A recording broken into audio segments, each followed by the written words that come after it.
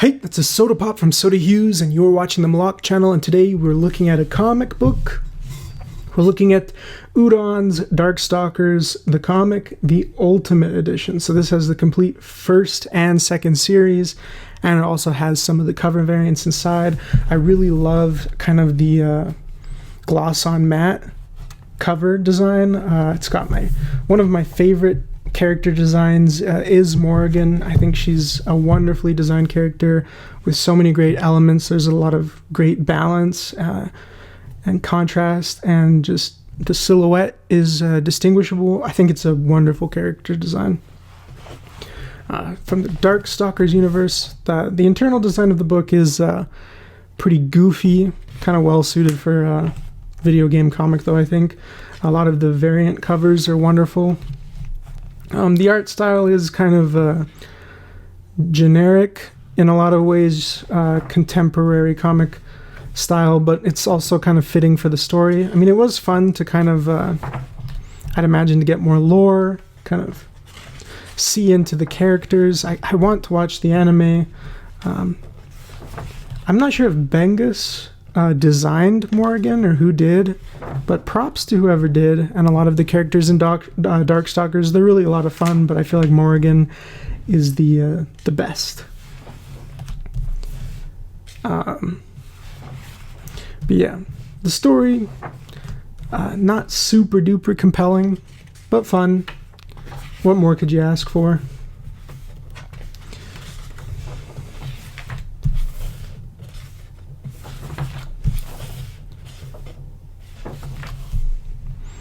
And, you know, they establish a kind of conflict and stuff.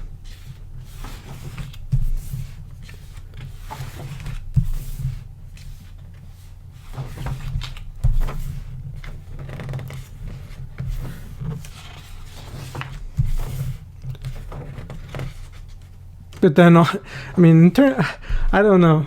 I didn't expect too much from this, so it's hard to be as critical. But yeah, it's got some side stories going on that are just kind of weird. One of them is kind of cool. One of them is just like, I don't understand fully like why this is, but it's fun. But then, you know, the ultimate storyline of the book kind of gets undermined by, you know, this super hyper villain. So they kind of have to team up at the end. I wouldn't really call it a spoiler because like you kind of see where it's going from like the very beginning.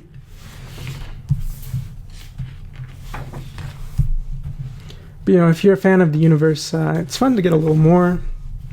Kind of see the characters in action because a lot of fighting games, you know, the story is kind of thread thick.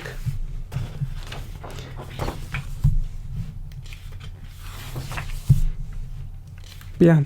Cat girl, she's like wants to be an actress really bad. It's kind of kooky. It's weird.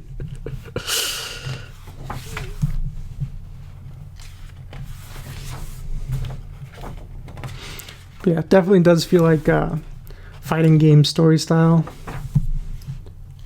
Oh, I totally forgot about this little side bit. Oh gosh.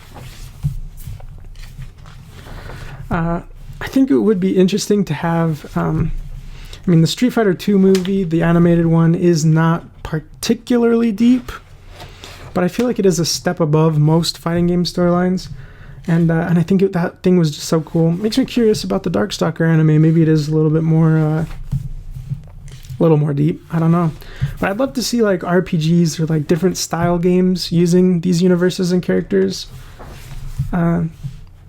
Partly because, you know, a fighting game, you know, with friends is fun if you all are kind of the same sucky level. But playing online, you know, just get online to get your dick knocked off. Like, destroyed by someone who is, like, spent a ton of time being able to understand the mechanics of the fighting game. And, you know, all fighting games kind of have slightly different mechanic systems. So you could be great at Street Fighter, but terrible at Mortal Kombat. It's just something I don't think I'm really willing to get invested in, but I love the characters.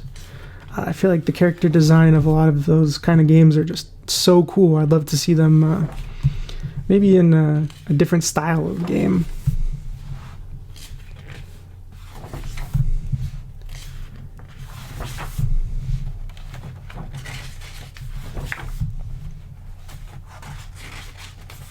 Yeah, Morrigan's design is so cool. Like I was talking about, the balance of it all. She's a very pretty character. But also the color palette I think is very interesting, and it got me thinking about color palettes for characters. Kind of how she's got a semi-contrast kind of color palette. I can't quite remember the name for it, but it's not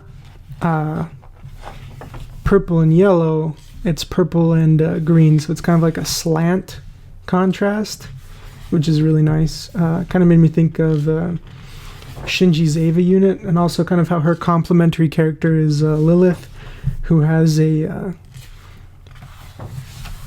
I think it's kind of a red purplish blue color palette, just how like Asuka's Eva is the red and orange, so it's a more analogous color palette for the subordinate secondary character, while the primary character has that purple green. I think it'd be interesting to research the psychology of color palettes and how that can influence someone's immediate understanding of who a primary character is.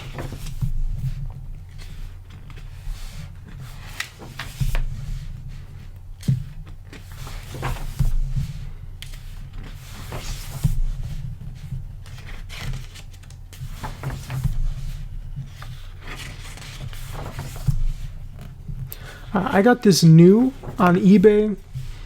I don't know if I'm gonna go out of my way to leave a review on the eBay, but I did find it new, but it was at a discounted price.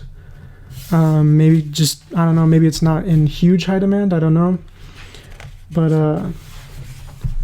it was a little bit lower than its standard price, but it was new. It did come in the plastic wrap, but oh yeah, the story kind of leaves you on a cliffhanger. I don't know if there is a third part, if it's planned or if it's already happened. I don't know. I'm not aware of it yet. But yeah, the thing was shipped in a pufferlope, a bubble wrap envelope. And as you guys know, I have a small mailbox and a mailman who loves to destroy things by cramming them into the small mailbox instead of taking the time to put them in the bigger one, because you have to move the key to do that. And that's why I'm constantly trying to encourage people to improve shipping methods to protect the valuables that you send. So if I ever get an email saying like, want to leave a review on this, I'm going to leave a negative review, because it was a brand new book that was shipped that way. The book got the shit kicked out of it, being crammed into the tiny mailbox. It's about the size, a little bit taller than the height of a letter squared. So, you can imagine how just bent, folded, and crammed this thing was. The spine took a ton of damage, but also, the overall quality of the book. This is why I sometimes, when I'm reviewing a book, I'll kind of point to the binding in the spine, and sometimes I mention kind of a weak adhesive binding. This book did take some damage in its shipping, which really sucks.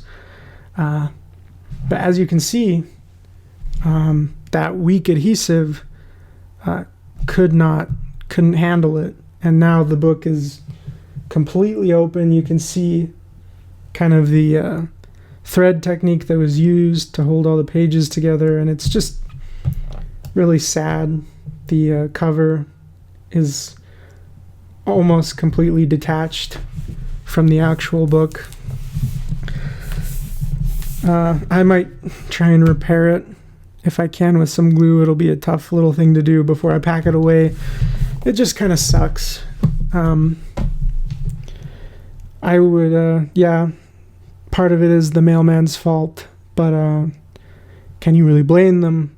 I'm a little bit more upset at the person who shipped this. But it is kind of a weaker constructed book. It's just sad. I'm always sad when this happens. But yeah, if you are someone who ships artwork or books and you watch my channel, please be sure to use cardboard and things, especially when you're shipping loose art or softcover things, because this is just sad. But yeah, thank you for checking out the video. Please check out my Patreon, like and subscribe so we can keep doing this, checking out other things. Support the channel, please. It means a lot. I hope to see you guys again, and take care. You're sad.